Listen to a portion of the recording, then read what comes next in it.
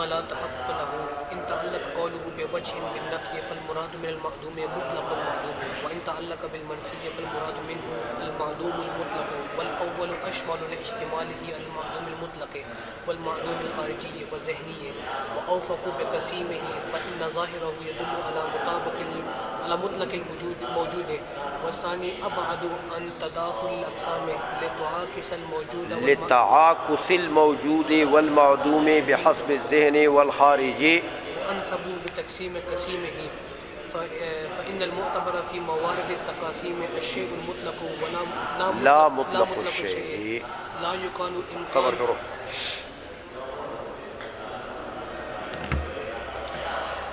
اچھا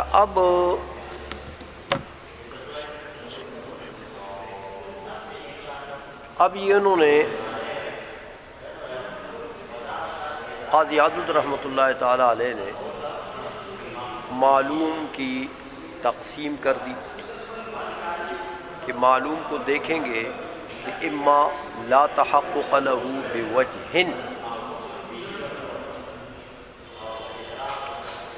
و اما له تحقق ما. تو لا تحقق له بوجہ جو ہے اس کو معدوم نام رکھ دیا اور تحقق ما جس کا ہے اس کو موجود نام رکھ دیا. تو گویا کہ معلوم کی دو قسمیں انہوں نے کر دی. میر زاہد ہروی رحمۃ اللہ علیہ فرماتے ہیں کہ یہاں انہوں نے اما لا تحقق له بوجہ یہ بوجہ کا لفظ بولا تو یہ بوجہ جو ہے یہ تو قید ہے اور ما قبل میں دو چیزوں کا ذکر ہے. ایک ہے لا یعنی نفی, ایک ہے تحقق یعنی منفی. تو یہ جو بوجہ قید ہے اس کا تعلق کس سے ہے؟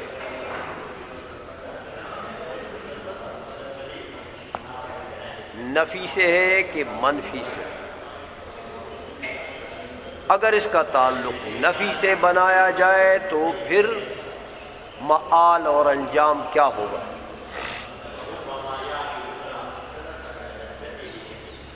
اور اگر اس کا تعلق منفی سے بنایا جائے تو پھر مآل اور انجام کیا ہوگا؟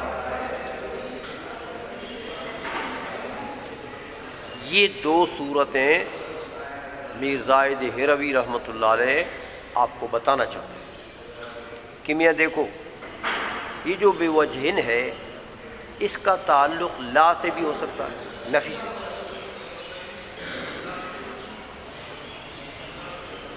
اور اس کا تعلق تحقق سے بھی ہو سکتا ہے یعنی منفی سے. اگر بوجہ کا تعلق لا سے ہو جائے نفی سے تو پھر مطلب یہ ہوگا لا بمعنی عدم, تو عدم بوجہ من الوجوہ.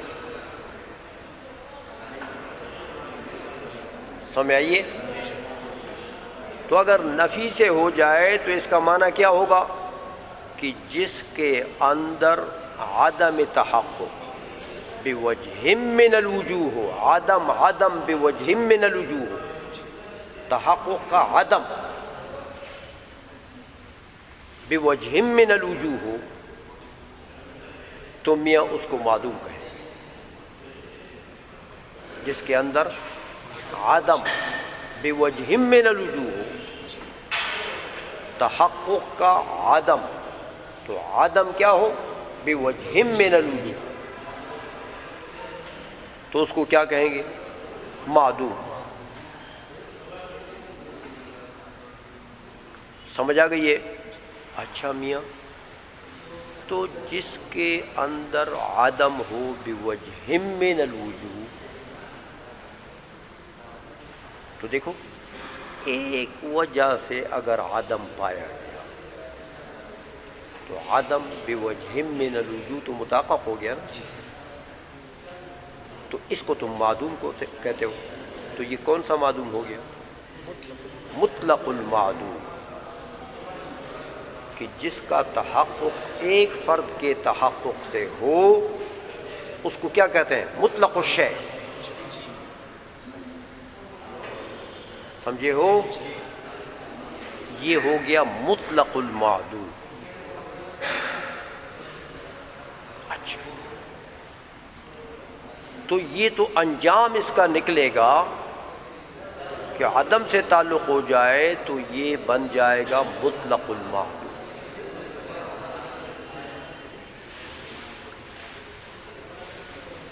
اور اگر اس کا تعلق یہ بوجہن کا تعلق تحقق سے ہو جائے، تحقق سے،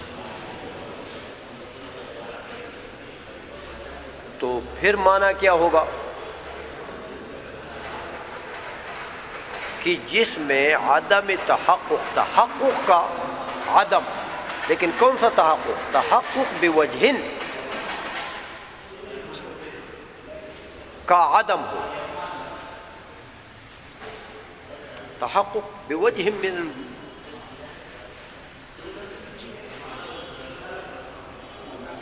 سمجھائیے، تحقق بوجہ من الوجوہ، دیکھو تو تحقق بوجہ من الوجوہ یہ تمام وجوہ تحقق کو شامل ہے کہ نہیں شامل؟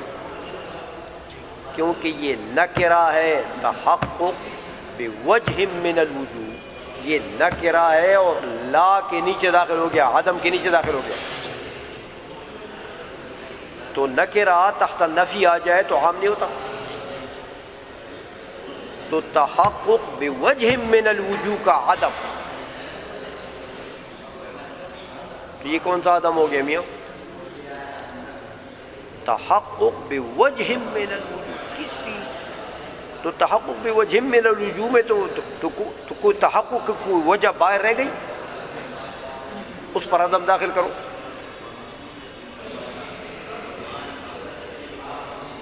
سمجھ میں آ گئی ہے؟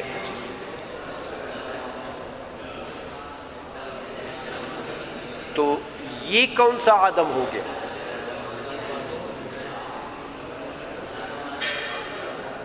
المعدوم المطلق، الشیء المطلق، کیونکہ الشیء المطلق کا تحقق ہوتا ہے تحقق جمیع افراد سے، عدم ہوتا ہے عدم جمیع افراد سے۔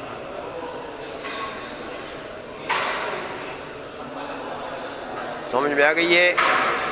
سمجھے ہو کہ نہیں سمجھے ہو؟ کہ نفی سے تعلق ہو جائے تو پھر خلاصہ کیا کہ وہ نفی بوجہ من الوجوہ ہو، وہ عدم بوجہ من الوجوہ ہو، تو کسی وجہ سے بھی عدم ہو جائے تو وہ عدم تو متحقق ہو گیا، تو تحقق بتحقق فرد ما آ گیا کہ نہیں آیا؟ تو مطلق العدم ہو گیا نا، اور تحقق کے ساتھ اس کا تعلق ہو تو پھر یہ تحقق بوجہن ہو، بوجہ من الوجوہ، اس کا عدم، تو یہ بوجہ من الوجوہ تحقق سے کوئی فرد تحقق باہر رہ گیا نہیں، اس کے اوپر عدم آ گیا، نکرہ تحت النفی، تو عموم آ گیا اس میں کہ نہیں ہوا؟ تو یہ کون سا ہو گیا؟ المعدوم، سمجھ گئے ہو؟ یہ ہو گیا المعدوم المطلق۔ کہتے ہیں یہ سمجھنے کے بعد بس اب بات آسان ہو، پتہ یہ لگا کہ یہ جو فرماتے ہیں قاضی عدد رحمۃ اللہ علیہ کہ اما لا تحقق له بوجہ، اس میں اس کو معدوم کہتے ہیں، آگے اس کے اوپر معدوم ان کا حکم لگا دیا کہ یہ معدوم ہے، تو یہ جو قاضی عدد رحمۃ اللہ علیہ کہتے ہیں کہ لا تحقق له بوجہ، یہ جو معدوم ہے نا اس میں احتمال دو ہے کہ معدوم سے مراد مطلق المعدوم ہو، اگر نفی چلا جائے اور بوجہن چلا جائے کدھر؟ نفی کی طرف، اور اس میں دوسرا احتمال العدم المطلق کا ہے، اگر بوجہن چلا جائے تحقق کی طرف۔ تو یہ معدوم جو قاضی عدد رحمۃ اللہ علیہ نے فرمایا اس میں یہ دو احتمال ہیں،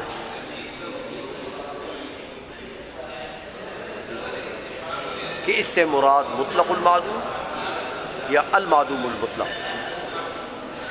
اچھا ترجمہ کرو اتنا، کہتے میاں اما لا تحقق لہ، فرماتے ہیں کہ ان تعلق قولہ بوجہ، ماتن کا جو یہ قول ہے بوجہ، اس کا تعلق اگر ہو جائے بالنفی، لا نفی کے ساتھ، تو فالمراد من المعدوم مطلق المعدوم، تو معدوم سے پھر کون مراد ہو گیا؟ مطلق المعدوم، سمجھ گئے ہو نا؟ اچھا وَإِن تَعَلَّقَ بِالْمَنْفِي، اور یہ بوجہ کا تعلق اگر منفی سے ہو جائے، منفی کون ہے؟ تحقق، تو فالمراد منہ المعدوم المطلق۔ اتنی بات سمجھ آ گئی ہے؟ اچھا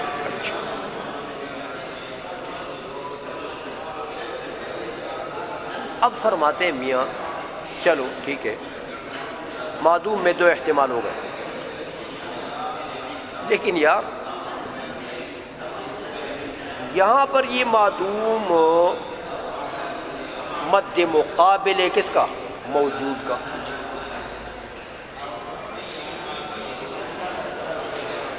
کہ آگے فرما دیا کہ اما لہو تحقق ما، تحقق ما، تو وہ الموجود، تو یہ معدوم مقابل ہے موجود کا۔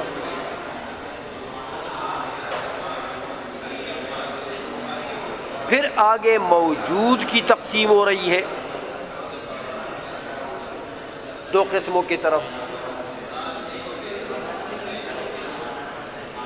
تو میاں تم نے کہا احتمال یہاں معدوم میں دو ہیں، تو پھر یہاں کون سا مراد ہے؟ کون سے احتمال کو مراد لینا بہتر؟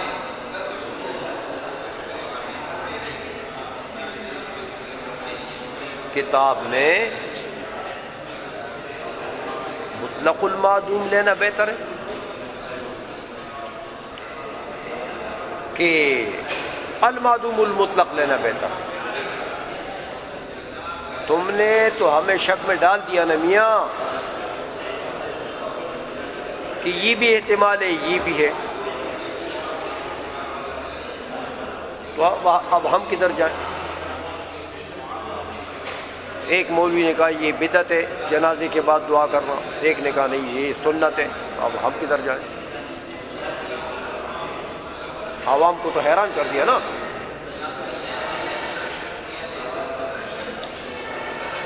کہتے میاں تم نے کہا احتمال دو ہیں یہاں، تو ہم کون سا احتمال مراد لیں؟ کون سا بہتر ہے؟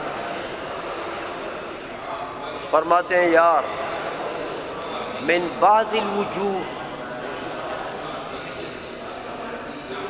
تو مطلق العدم لینا بہتر،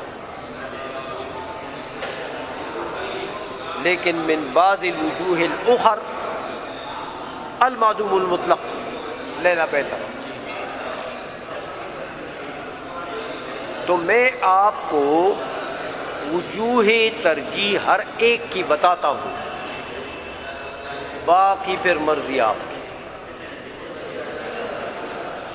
جیسے مولوی صاحب کہتے ہیں سنی کہ میں آپ کو دلائل جنازے کے بعد دعا کے جواز کے بتاتا ہوں، تو پھر تیری مرضی، کرو یا نہ کرو۔ اس طرح میر زاہد فرماتے رحمہ اللہ تعالیٰ کہ میں تمہیں دونوں کے مرجحات بتاتا ہوں، تو پھر آپ کی مرضی، جو مراد لو۔ فرماتے ہیں دیکھو میاں، والاول اشمل، والاول اشمل، اول کون؟ مطلق العدم، کہتے ہیں یہ باعتبار عموم اس کو ترجیح، کیونکہ یہ مطلق العدم جو ہے، العدم المطلق اس کا ایک فرد ہے، کیونکہ العدم المطلق تو مقید ہے، کس کے ساتھ؟ اطلاق کے ساتھ، عموم کے ساتھ۔ تو یہ مطلق العدم تو مطلق ہے، مطلق للقید، یہاں تو کوئی قید نہیں ہے، مطلق العدم۔ تو العدم المطلق کو بھی یہ شامل ہے کہ وہ اس کا ایک فرد ہے، وہ اس کا ایک فرد ہے۔ اور المعدوم الخارجی، المعدوم الذہنی، سب کو، یہ سب اس کے افراد ہیں۔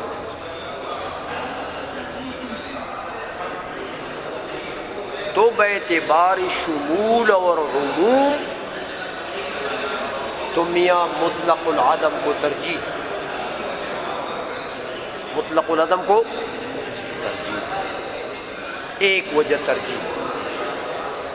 دوسری وجہ بتاتے ہیں کہ وہ اوفق بقسیمہ،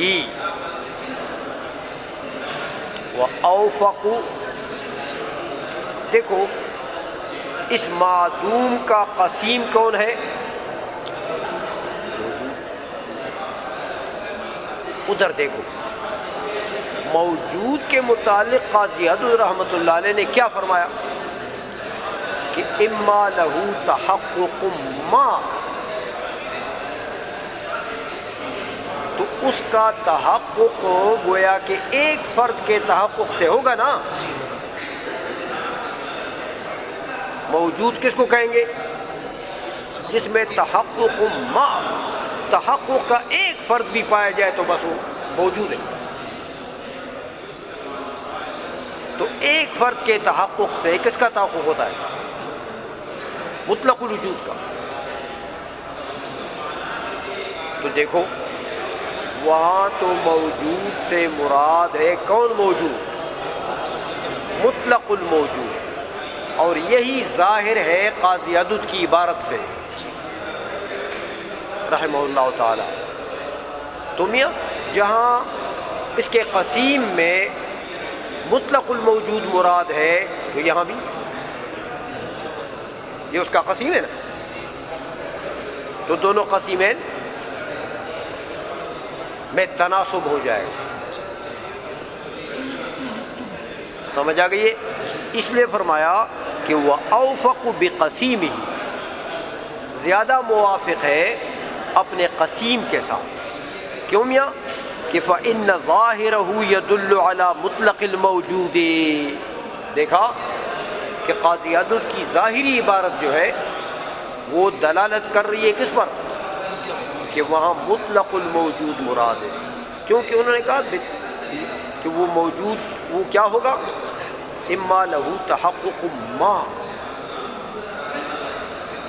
سمجھ آئیے؟ تو اس سے تو ظاہر کیا ہے؟ مطلق الموجود۔ تو یہاں بھی مطلق المعدوم لے لیں گے تو یہ اس کے زیادہ موافق ہے۔ یہ دوسری وجہ ترجیح ہے۔ یہ دو وجوہ ترجیح آپ کو بتا دی ہے کس کی؟ کہ یہاں مراد ہو مطلق العدم۔ اب العدم المطلق میں کہتے ہیں وہاں بھی کمالات تو ہیں اس میں بھی، کہ میاں دیکھو العدم المطلق جو ہے اس میں یہ کمال ہے کہ قسیمین کے اقسام ایک دوسرے میں داخل نہیں ہوں گے.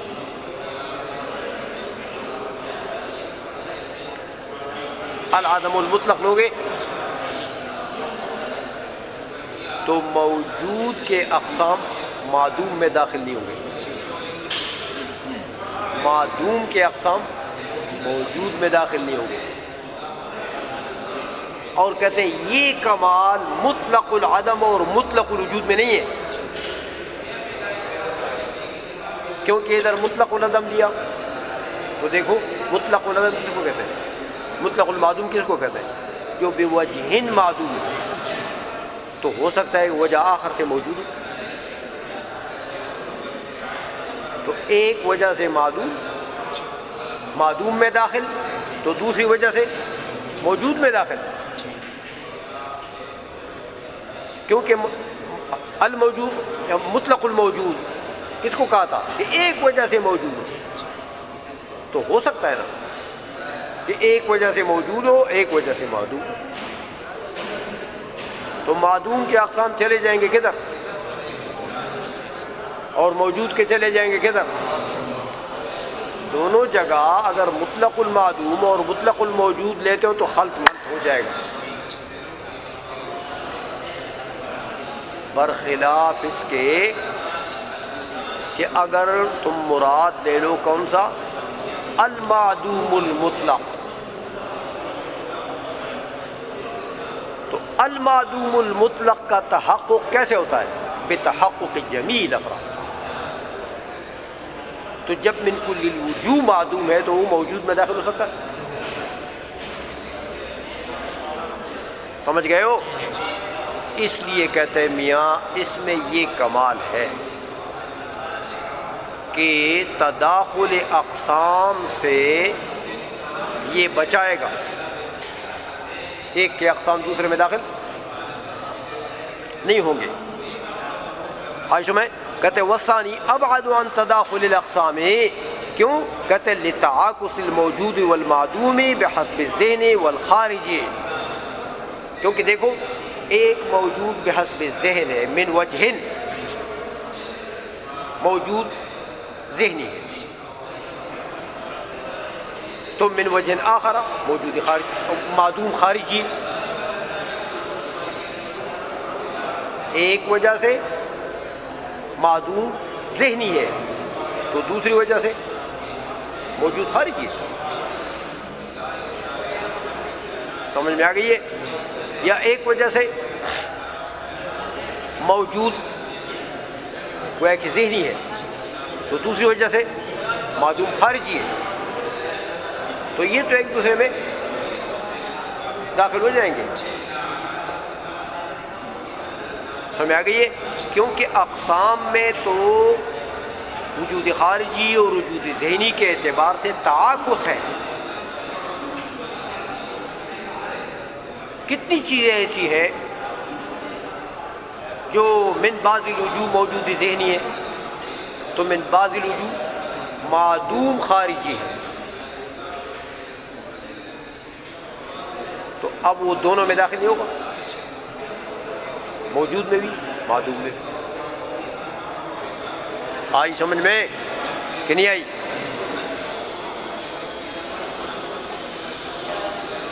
تو کہتے ہیں اگر المعدوم المطلق مراد لیں گے تو اب ایک کے اقسام دوسرے میں داخل ہو نہیں ہو سکتا.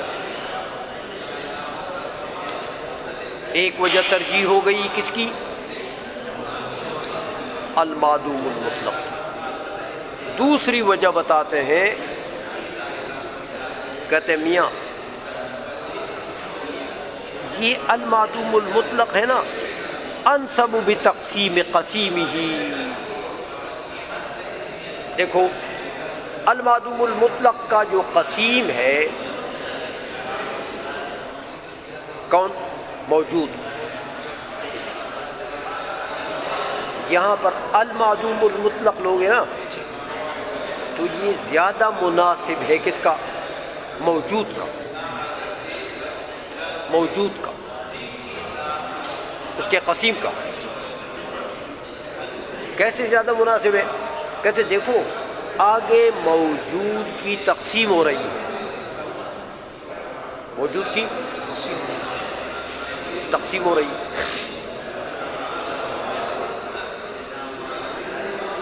تو دیکھو کیا میاں مورد القسمت میں، وہ مورد القسمت بن گیا نا کون؟ اس کا قسیم. تو مورد القسمت میں تو عموماً علماء الشیء المطلق لیتے ہیں.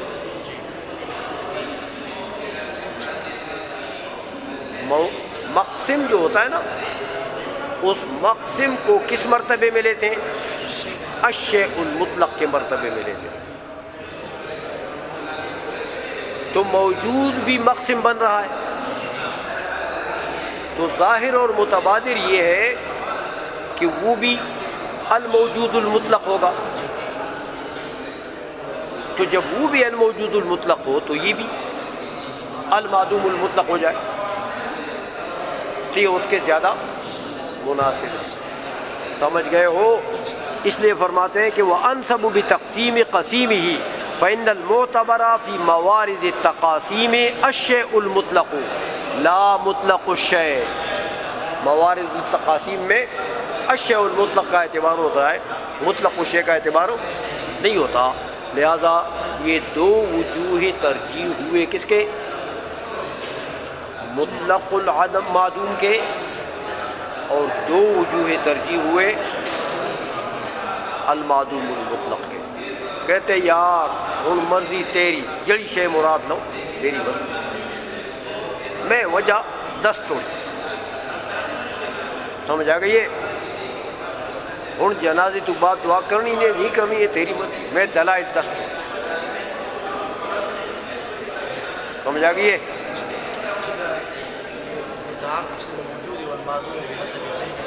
ہاں، موجود ذہنی منعکس ہوتا ہے، داخل ہو جاتا ہے موجود خارجی میں.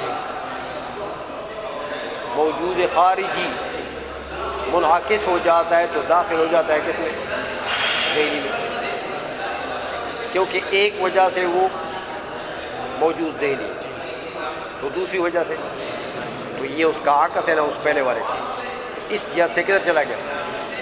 موجود میں داخل ہو گیا، تو اس وجہ سے ذہنی میں داخل ہو، منعکس ہوتے ہیں.